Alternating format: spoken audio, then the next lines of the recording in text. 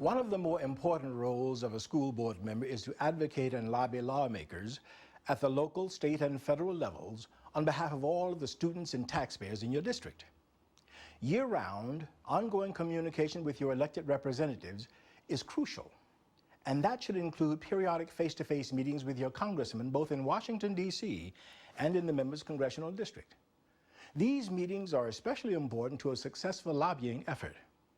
In this video, we're going to address how you can most effectively lobby your members of Congress. But the lessons you learn during the next several minutes can also be applied to your other school board lobbying activities at the state and local level. Now, before we go any further, let's pause a moment to clarify something. Contrary to popular opinion, lobby is not a four-letter word. You won't get sent to the principal's office for using it. Lobbying is a form of advocacy, and advocacy is an important voice in a productive democracy. Now, let's take a look at several short scenarios that will help you conduct an effective meeting and get the results you want, even when you encounter the unexpected.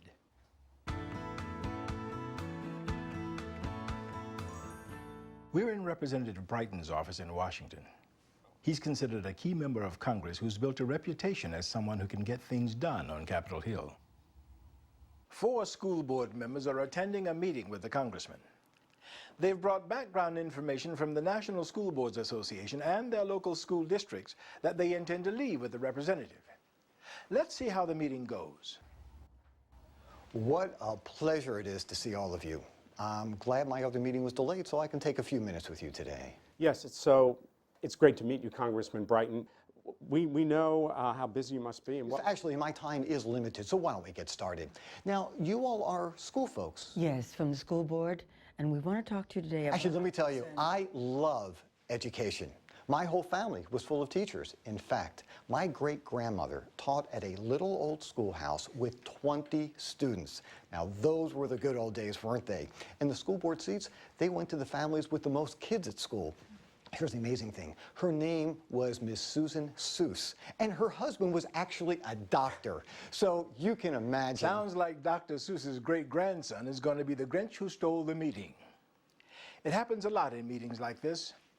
Whether the member of Congress wants to control the conversation or is just a talker, your job is to get the conversation on point and quickly. The best way to do that is to state up front who you are and why you're there. Let's try those introductions again.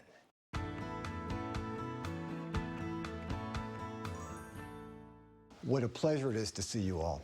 I'm glad my other meeting was delayed so I can take a few minutes with you today. Congressman Brighton, I'm Harriet Martin, president of the Western Run Unified School District. Of course, nice to see you again. So how are things back in the old stomping grounds? Actually, I've got to tell you, I really enjoy meeting with folks in your community. Thank you. Things are going well. We're working hard to make our schools the very best they can be. Let me introduce you to my fellow school board members from your district. Barbara Lowell from the Valley View School District, Stuart Wallace from the Northern City School District, and Rick Benedicto from the Riverton Unified School District. We're in Washington for the National School Board Association's Federal Relations Network Conference. Great group. Now, believe it or not, in my extremely long career of public service, I was a school board member too at one point. You certainly show some dedication because it's a thankless job. Yeah, I remember that. You were on the Silverton School Board, right? Well, I'm glad to see that you're still supporting public schools now that you're in Washington. Congressman Brighton, we appreciate how you pressed for time. That's why we're asking for just 10 minutes to talk to you about a few of the issues that are particularly important to us this year and ask for your help on them. Let's see what we're talking about. Why don't you all take a seat and tell me what's on your mind. Tell me what's on your mind. What a difference. They can all start that way if you follow some basic guidelines. First, never assume that members of Congress or their staffs know who you are or what you do. Make sure you introduce yourselves and get right into the agenda. Set the tone for the meeting. Remember, the representative's time is limited, and so is yours. Expect to spend no more than 15 or 20 minutes with the member. If you're meeting with staff, you may be given a little more time. Okay, let's get back to the meeting. So what's your biggest issue this year? Well, Representative Brighton, we want you to become a real partner in our efforts to make our public schools even better. As one important issue, we desperately need additional federal funds for our Title I programs. If we don't receive increased federal funding, will be unable to address the instructional needs of so many of our poor and disadvantaged students. The research clearly shows that poor students can attain high academic goals when given the proper instructional support. Increased federal funding allows us to address their needs more effectively. You know, I've always been a supporter of education and always mention it in my fundraising letters. And I think Congress was more than generous with authorizing money last year. But let's face it, it's not about more money. What we need is more competition so our public schools will be motivated to do a better job. Now, I like the sounds of those scholarships that are available to the students in Washington, D.C. That's what we need. Congressman, you may call them scholarships, but we consider them vouchers, federal taxpayer dollars to support private schools. And vouchers mean less money for us. Recent studies have proven that students given vouchers don't perform any better than students in public schools, and the teachers aren't as well qualified. Frankly, I don't see what the big deal is about vouchers. My brother has kids in private school, and I know he could use some cash for tuition. Vouchers are not the biggest problem. Overcrowding and discipline, those are the real problems in public schools. I think you're quite right about that. That's why schools need to tighten up their belts and limit their bureaucracy on some of these issues. Come on now, Congressman. If anyone needs to tighten up, it's Congress with its bloated bureaucracy. If you didn't have all that pork spending, earmarks as you call them, there'd be more money for our public schools. Okay, this is no good. Another 10 seconds of this, and the congressman's next comment is going to be Marge called for security. Along with acting boorishly, our school board members have ignored several important rules here. There are better ways to work this meeting. First, know your member of Congress. For returning members, look at their past voting records. NSBA compiles this information every year, and you can find it on our website, www.nsba.org. This knowledge will help prepare for meetings with members or with their staffs. It's important to have as much information about their voting records and their public positions on education as possible. Second, be passionate about your issues, but be respectful. Express your feelings, but remember, you are continuously working to build a professional relationship to become a key resource for the congressman on education issues that may be addressed in the future. This meeting is just one step in your advocacy relationship. Third, keep in mind you are there to represent the official views of your school board. With limited time, you don't want to waste it contradicting each other. Now, the best way to make sure you don't fall into any of these traps is to meet together before you see the member of Congress. In your meeting, determine who will take the lead on what issues and how to weave in the local impact. Now, let's see how that meeting might work. Right off, let's make sure he knows who we are and why we're there. Why don't we figure out who's going to say what so that we make sure all our points are made? Well, I'd like to begin with increasing federal funding for Title I programs. Our district is having real problems paying for these additional academic supports for our students in poverty. I brought some data from home so you could see what's happening locally. We're working on some highly effective student achievement strategies in our Title I schools. I'd like to talk about those. Sounds good. I'll tackle our challenges in recruiting and retaining effective teachers. I brought in some good examples of a program that we've implemented. It should be expanded throughout our congressional district and perhaps the state. Congressman Brighton's voting record on actually appropriating federal money hasn't been that great. I'm not sure he understands the local impact. I think some examples from home might benefit him. Great. I will present Congressman Brighton with our written information, and then I will invite him back to our district. He can visit our schools when he comes to tour. Things are already looking better. It doesn't take long, but now everyone knows who is providing which information for the meeting. They know who's going to cover which topic and who's going to take the lead during the meeting or during portions of it. It's also important to know your member's position on key education issues, his committee assignments, and membership on other congressional caucuses. You can contact NSBA for assistance and visit our website, www.nsba.org, for voting records on key issues. Finally, the most important information you can impart is how the failure of Congress to address these issues will adversely impact your local district. If you're meeting with staff, going into even more detail by providing additional local data is very useful. Okay, let's see if a little preparation along with these guidelines can provide our board members with the tools they need to do an extreme congressional meeting makeover. Bus driver, move that. Oh, never mind. Let's get back to our meeting. So what's your biggest issue this year? Well, as you know, we're meeting to discuss what's best for children in our district as well as public school children across the country. Overall, we want you, Congressman Brighton, to become a real partner in our efforts to make our public schools back home even better. We need Congress to fully fund programs like Title I and special education that'll assist our local school districts to deliver more rigorous academic programs for our students. We think federal incentives rather than federally mandated administrative requirements is the right approach.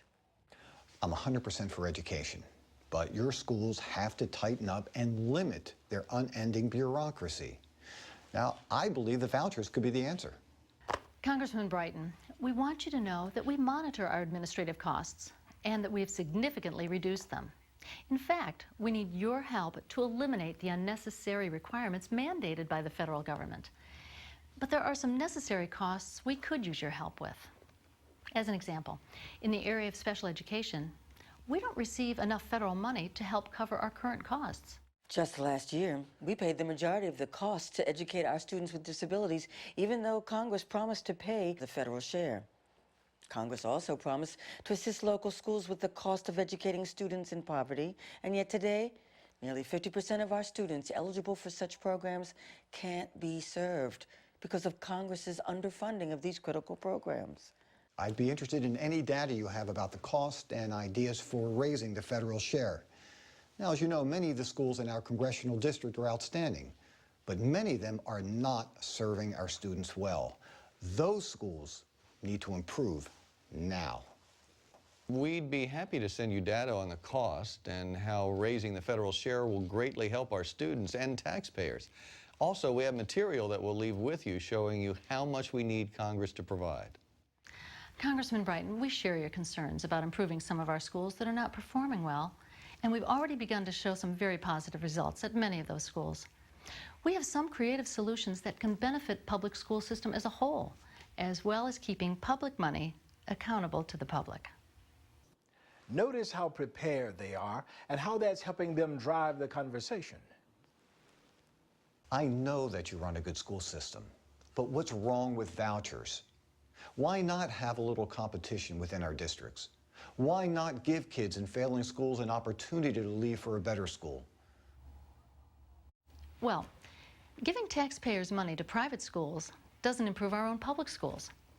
The most credible studies have shown that students receiving vouchers don't perform any better. What the research does show is that students will improve in low-performing schools when they're assigned qualified and effective teachers, the facilities are built or renovated to support academic learning, and the principals set high expectations. One of the problems with sending public money to private schools is that private schools are not publicly accountable like our schools are. Vouchers will weaken public schools by drawing away the most engaged parents, funding, and public support. Well, you've raised a number of good points about vouchers. Now, getting back to some of your other issues, I'd like to bring up... Meeting makeover, a success, as far as it's gone. But that last comment by the congressman could be a problem. The board members accepted the representative's initial non-committal answer on funding increases and vouchers, but then they were a bit blindsided when the topic was switched to other issues. Nice try, Congressman. Now watch as our school board members press for more of a commitment regarding key issues.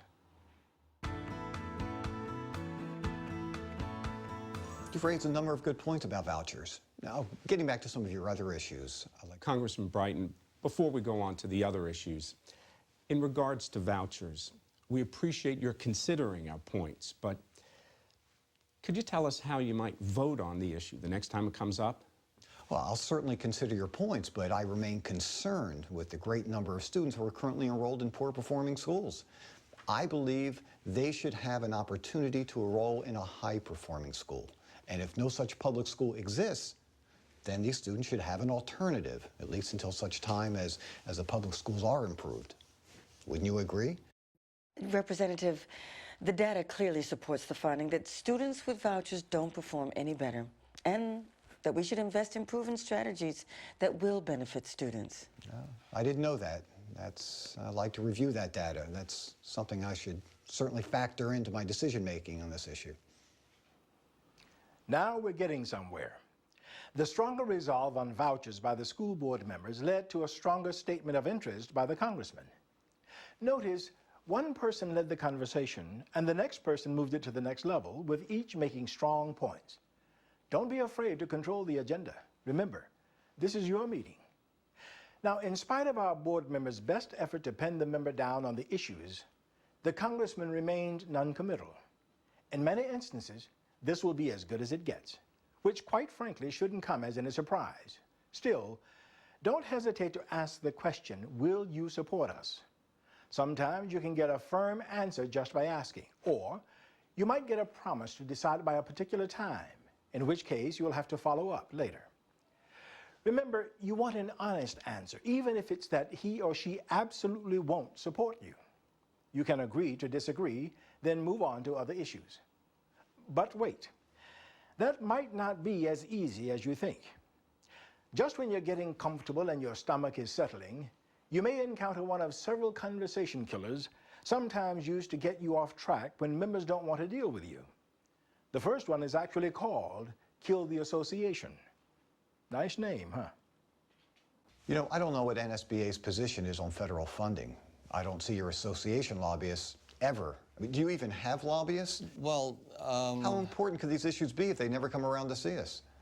my guess is that the NSBA lobbyist has been here to talk with someone on your staff. I'll try to get the name of the staff member who met with our lobbyist. Trap set, cheese taken, and snap. By driving that wedge between you and NSBA, the representative has effectively absolved himself of any responsibility for addressing education funding issues. The fact is that NSBA's lobbyists can't possibly visit every one of 535 congressional offices in the House and Senate, not to mention the 20,000 congressional staffers. NSBA lobbyists have to be selective, as does every lobbyist in Washington. But Kill the Association is an intimidation ploy you might see, particularly if the member disagrees with your position. Let's see that ploy again and watch our board member not take the cheese.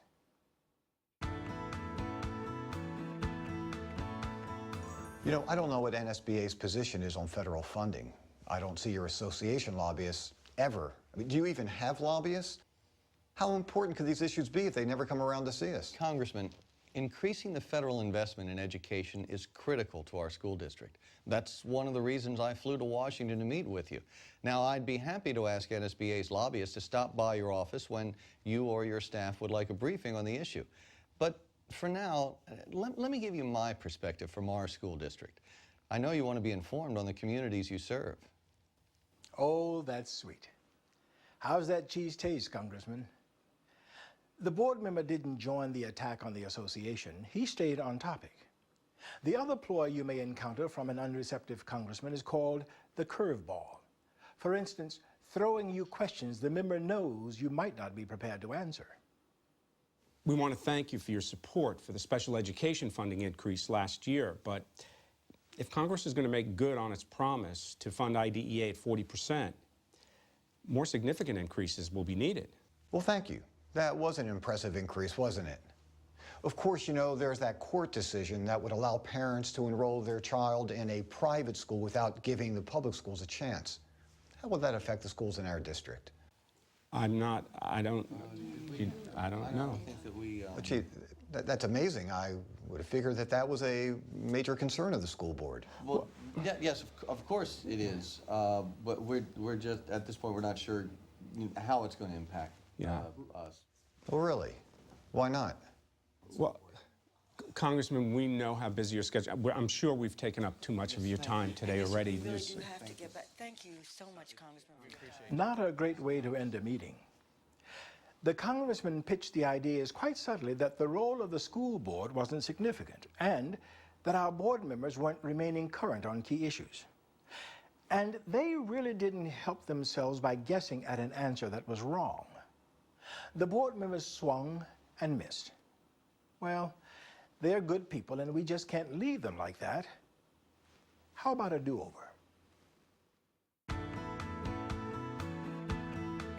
We want to thank you for your support for the special education funding increase last year, but if Congress is going to make good on its promise to fund IDEA at 40%, more significant increases will be needed.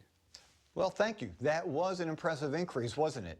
Now, of course, you know there's that court decision that would allow parents to send their child to a private school without giving the public schools a chance.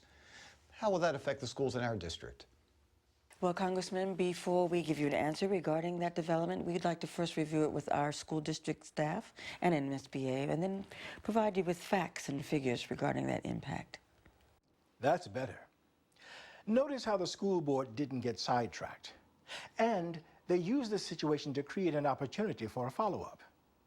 Don't guess at answers to questions. Never be embarrassed to want to review or gather other information rather than shooting from the hip, or you might just shoot yourself in the foot. Watch out, though. The congressman's still throwing curveballs. I'd like to hear your position on the president's proposals on corporate tax reform. I only have about 5 minutes, so you'll have to keep it short. Well, I've got some thoughts on that. You know, a couple of weeks ago, I was reading a report. Wow. The congressman's good, isn't he? He brought up a topic not directly relevant and took the school board member away from the prepared agenda. Let's let our board member dig in and let the congressman throw again when we're ready for it. I'd like to hear your position on the president's proposals on corporate tax reform. I only have about 5 minutes, so you'll have to keep it short. Congressman, we know that's an important issue for Congress, but with the short time remaining, we'd like to discuss another priority issue that's important to our school district. Going, it's a home run! The school board member gently insisted on discussing the issues that were on the board's agenda, not the congressman's. Okay, one more ploy, the Dodger. No, not those Dodgers. I'm off the baseball analogies. Not a minute too soon, huh? Let's look at the scene, and you'll see what I mean by the Dodger. Congressman Brighton, we're really depending on you to garner strong congressional support for these key programs in the coming session. Well, make no mistake, I clearly want more federal funding for our local schools and more flexibility and authority for our state and also local school boards who are closest to the students. However, much of what happens here in Congress is controlled by the chairman of the House Education Committee. He and the members of his committee not only control the agenda, but also the calendar. And as you know, the funds that we have for discretionary spending is very low. But I will certainly do my best. The Dodger. The congressman dodged any responsibility, saying he wasn't the chairman or a member of the House Education Committee. He used the funding caps or limits that are placed on discretionary rather than mandated programs. Nice try. Let's see the school board member press for more accountability. Congressman Brighton, we're really depending on you to garner strong congressional support for these key programs in the coming session. Well, make no mistake, I clearly want more federal funding for our local schools and more flexibility and authority for our state and also local school boards who are closest to the students. However, much of what happens here in Congress is controlled by the chairman of the House Education Committee. He and the members of his committee not only control the agenda, but also the calendar. And as you know, the funds that we have for discretionary spending is very low. But I will certainly do my best. We know that you will. What we'd like is for you to send a letter to the chairman and members of the committee formally requesting their support for the recommendations that we've made and that we're so pleased you personally support. Also, we'd like to post a copy of your letter on our district website and provide it to our local newspapers so that you'll get the proper recognition and appreciation that you deserve for your leadership in supporting our local schools. Gotcha. While the school board members understood that the congressional committee chairmen do have quite a bit of authority, it doesn't mean that your member of Congress has no influence. Don't accept shifting of responsibility. Another way to think of it, when they run for re-election, Do they tell voters about how they have delivered for their constituents, or do they tell voters they can only do so much? Well, I think it's time to bring this meeting with the good congressman to a close.